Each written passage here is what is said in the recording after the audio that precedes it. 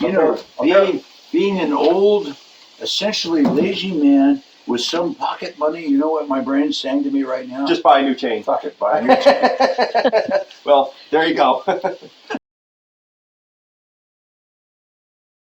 The nice thing about this type of guide is it rides on the tooth and it rides on this piece here, which is called the raker. And so it keeps you from cutting too deep. You'd see my dad, when my dad would sharpen a saw, you see how the teeth have a little hook to them? Yeah. He was with one side of them, he'd bear down harder with one side than the other. The teeth would be way hooked over, and then the saw grabs. So you not only sharpen this, but you sharpen this too? No, this file guide just rides along that to set the depth at the right level. I see. So where do I get that tool? What do you call that? Tractor Supply, any chainsaw file guide. What do you call it? Probably called a file guide. And you see that this one and a lot of them are specific to the size of file. So this one's for a 7/32 file. I see. If you feel the tips of the teeth, the point of the teeth, it's got to be sharp. That leading edge, that point, if that's not sharp, it's just not going to do. It's not going to cut. These are pretty good. I mean, I've cut a bunch of wood with this, but they're still pretty. You feel like kind of picky? Yeah, yeah. And sometimes you'll see, and this is a super indication that it's getting dull. You'll see it's a little shiny and polished right on the tip. It's a little rounded off and it's a little polished. So that's the first thing you're looking for. If the teeth aren't picky, if it doesn't feel picky on the end of the tooth, and these are okay but not great. If it doesn't feel picky on the tooth, it's just not going to cut well. Yeah. And you have to file it until that part is kind of smoothed up and polished. You got to file it until that's gone. The other thing is, you see the way there's a little hook to the tooth? See, it's got a little hook there? Yeah. You want a little bit of a hook like that. Yeah. Too much hook, like my dad used to put in them, and the saw grabs and won't cut. And too little hook, and it just won't cut at all. What edges need to be sharp? Well, you see the little curved edge of that gullet of that like kind of like this little curve right here. That has to be sharp, and this top edge has to be sharp. You know that curve is sharp? Oh yeah. Yes, I do. I never even noticed that. Ideally, we'd have this in a vise, but without a vise. So you put your file on there at the right angle, and the angle is sometimes. When you say clamp it in a vise, would you clamp? Yeah, clamp the bar. The bar. Clamp the bar in the vise, because what you want to do when you're cutting it is you want to cut a straight line across. Right. The straighter the line you can cut, the more clean that edge is going to be of the angle. And every time the saw wobbles or moves, it tends to make the line a little curved, not straight. So basically, you take your file, and you slide it across there. And usually you do it with two hands.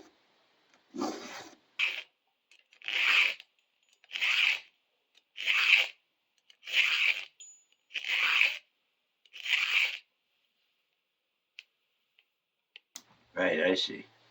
And you can see how that tooth is shiny there, in the inside of the gullet where it's been. Yeah. And you can feel it's a little pickier than the other one was. Yeah. And you've got marks on the file guide that show you approximately the right angle. Yeah. So it really pays to have a good file. And it took me years to figure out that the reason I couldn't sharpen a chainsaw was because my dad had all these old files, and he just, there's a file, sharpen it with that. Yeah. And his approach to everything was just bear down harder. Your dad's getting maligned, dude. I'm sorry. He never learned to sharpen his saw. He can do a lot of great stuff, but not sharpen his He never learned his file. But there are very few people who respect tools. Yeah, well. I do, but everybody else in my life thinks it's perfectly okay to use a tool and leave it in the yard to rust. Just put it back when you're finished. Or if you break it, that's okay too. Just tell me so that I don't have to go look for it, finally discover it's broken, and have to go get another. Because Jamie, early in our marriage, bought me a beautiful tool chest, and then she proceeded, as she does, with her own tools too. I bought her own set of tools. She left those in the yard too, and they all rusted. So I finally locked the toolbox so she wouldn't take any. I think that was probably the end of our marriage. This is not something really you can do in the middle of nowhere because you need a vise. No, you can do it in the middle of nowhere, and there's some cool YouTube videos of Russian guys cutting down a tree and with their chainsaw making a vise that will clamp the chainsaw so they can sharpen it. It's good Russian innovation. Wow. But no, you can do it. Send me that if you. I'll try to find you one. You can do it. You can do it just like this on this table, and you can do it, brace it with your foot, or you sit on it or something. But it's just you'll get a better job if you do it in a vise, and you'll get a better job. You can do it. I love the way Russian people do stuff. Yeah, I have a Russian motorcycle, and it's understood about this particular motorcycle. It says, even in the books it writes, don't worry too much about ignition timing. It really doesn't make much difference.